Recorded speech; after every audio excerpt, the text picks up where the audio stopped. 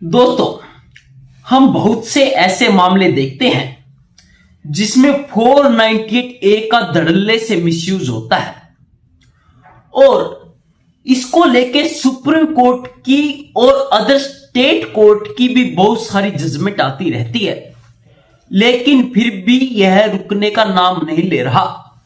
अभी कुछ दिन पहले एक बहुत बड़ा इंसिडेंट हुआ था। जो इंजीनियर था अतुल सुभाष, उसने अपनी पत्नी द्वारा लगाए गए झूठे केस यानी 498A डीवी एक्ट से परेशान होकर सुसाइड कर लिया था, लेकिन इसका फिर भी मिसयूज इतना बढ़ रहा है। लेकिन यहां पे क्वेश्चन ये रेज होता है कि इसका मिसयूज क्यों किया जाता है। सीधा सा इसका दोस्तों एक ही आंसर है, परेशान करने के लिए। अपने पति को और अपने ससुराल पक्ष को परेशान करना ही एक मोटिव है 498A यानी डोरी का केस लगाना। चाहे वो फिजिकली तौर पे परेशान करना हो, चाहे वो मेंटली तौर पे। दोस्तों, इसमें हस्बैंड को तो फंसाया ही जाता है पत्नी के द्वारा, साथ में उसके परिवार वालों रिश्तेदारों को भी घसीट लिया जाता है। जो सुप्रीम कोर्ट ने आज यही जजमेंट दिया है दोस्तों, जिसका वर्णन हम इस वीडियो में करेंगे। वीडियो बहुत इंपॉर्टेंट होने वाली है, वीडियो को अंत तक देखिएगा क्योंकि यह आपके बहुत काम आएगी। इसमें दोस्तों सुप्रीम कोर्ट ने क्या कहा कि पत्नी जो सभी को फंसा लेती है, परिवार वालों को पति के साथ साथ, कि आप ऐसे ही किसी को भी नहीं फंसा सकते। मामला क्या था? मामला दोस्तों यह था कि एक पत्नी ने 498A में पति को घसीट लिया। पति को तो घसीटा ही घसीटा, साथ में उसने उसके सास, ससुर, देवर, जेठानी और जो दोस्तों उसकी सास की बहन थी यानी उसकी मौसी, और उसकी सास की बहन के हस्बैंड के भी नाम लिखवा दिए। उनके खिलाफ भी दोस्तों 498A के तहत मामला दर्ज करवा दिया। जब पुलिस की तरफ से उनके पास कॉल गई कि आपके भी नाम इसमें लिखे गए हैं, तो उनके तो दोस्तों वो सुन गए, हम तो उस फैमिली मेंबर भी नहीं है, हमारे नाम कैसे, क्या पता कभी किसी दिन मिलने गए होंगे तो थोड़ा कुछ बोल दिया होगा, यही हो सकता है, या कॉल पे बोल दियो, फोन पे बोल दियो, तो उनके भी नाम लिखा दिए। और पुलिस तो तैयार रहती है कि कोई लेडी आए और किसी का भी नाम, चाहे कोई विदेश में ही क्यों ना बैठा हो, उसके भी नाम धड़ल्ले से लिख देती है। कोई इन्वेस्टिगेशन नहीं, कोई क्वेश्चनिंग नहीं, कोई जांच नहीं। जो उसने एप्लीकेशन दी रिटन में, उसी को कॉपी पेस्ट करके FIR तैयार कर देती है पुलिस। तो जैसे ही दोस्तों उसके मौसा, मौसी और उसके परिवार वालों के नाम FIR में किए गए और उनको पता चला, तो दोस्तों उन्होंने सुप्रीम कोर्ट का रुख किया। तो दोस्तों सुप्रीम कोर्ट ने पुलिस द्वारा कोर्ट में पेश की गई चार्जशीट को देखा। चार्जशीट क्या होती है, मैं थोड़ा सा इसको बारे में बता देता हूं दोस्तों, कि कुछ लोगों को नहीं पता हो कि चार्जशीट क्या होती है। चार्जशीट होती है कि दोस्तों जब कोई महिला की एप्लीकेशन द्वारा थाने में, पुलिस स्टेशन में FIR दर्ज करवाई जाती है और फिर उस FIR के बेस पे दोस्तों पुलिस इन्वेस्टिगेशन करती है, और जब कंप्लीट इन्वेस्टिगेशन हो जाती है तो पुलिस उस फाइनल जो इन्वेस्टिगेशन के बाद जो कोर्ट में पेश करती है, जिसे हम चालान कहते हैं, चार्जशीट कहते हैं, तो वो कोर्ट में पेश कर देती है। परंतु जो यह मामला था, इसमें पुलिस ने कोई इन्वेस्टिगेशन नहीं कर रखी थी। कंप्लेंट से पेस्ट किया FIR में, कॉपी पेस्ट, और उसी को कॉपी पेस्ट करके दोस्तों चार्जशीट में लगा दिया। कोई किसी भी प्रकार का कोई चेंजेस नहीं, किसी भी प्रकार का कुछ भी चेंज नहीं किया, क्योंकि पुलिस तो बैठी रहती है, कोई इन्वेस्टिगेशन नहीं करती है कि हमें थोड़ा सा भी दिमाग यूज ना करना पड़े दोस्तों।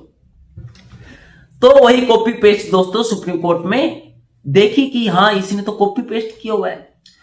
सुप्रीम कोर्ट ने देखा कि जैसा FIR में लिखा हुआ है वैसा ही उठाकर दोस्तों चार्जशीट में डाल दिया गया है, कोई इन्वेस्टिगेशन नहीं था।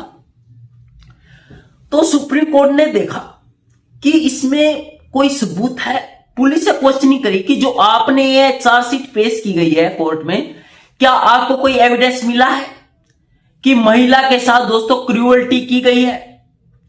तो दोस्तों पुलिस का क्या जवाब आता है? पुलिस का जवाब आता है कि हमारे पास ऐसा कोई सबूत नहीं है।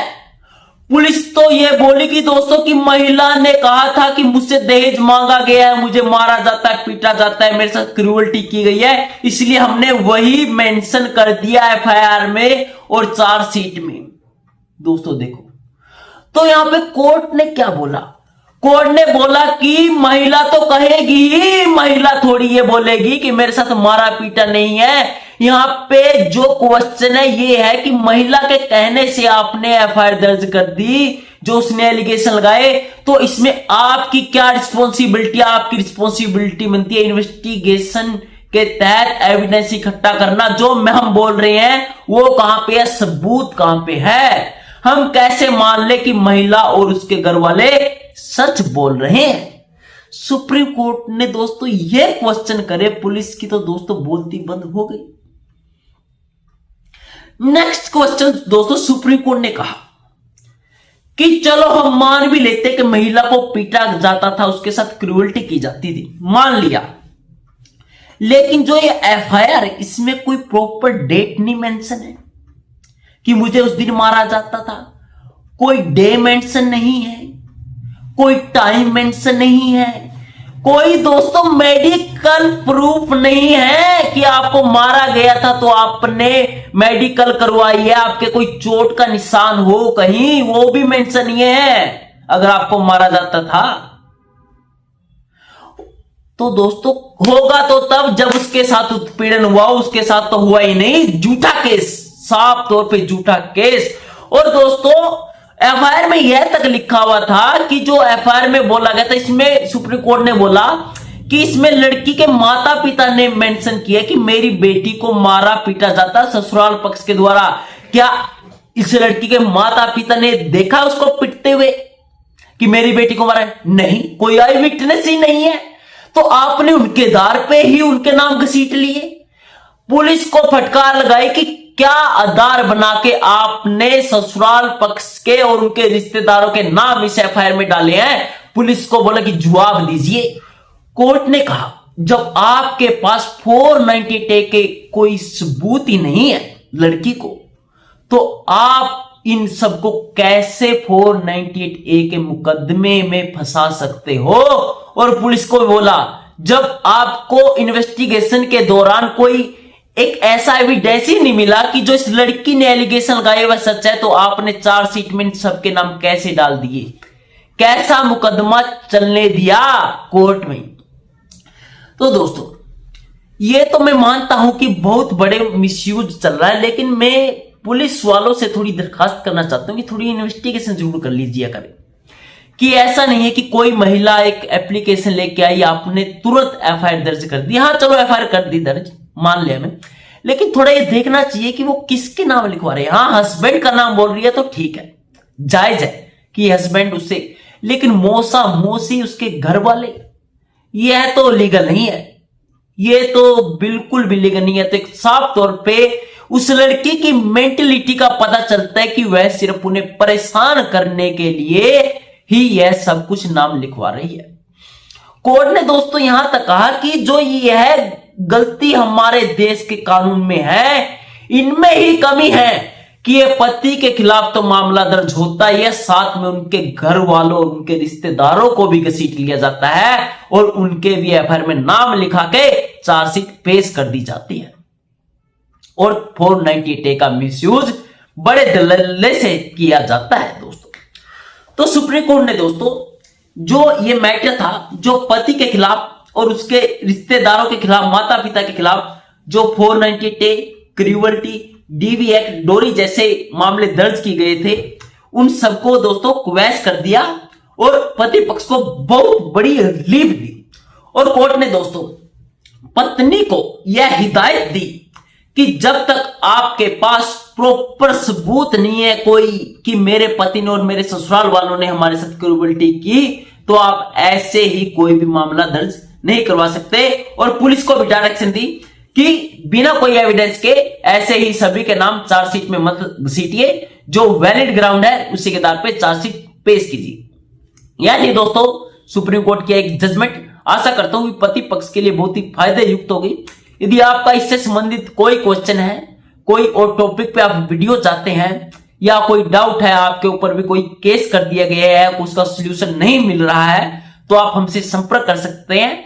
आप व्हाट्सएप के माध्यम से भी और कमेंट सेक्शन के माध्यम से भी हम आपकी सहायता जरूर करेंगे। थैंक यू दोस्तों।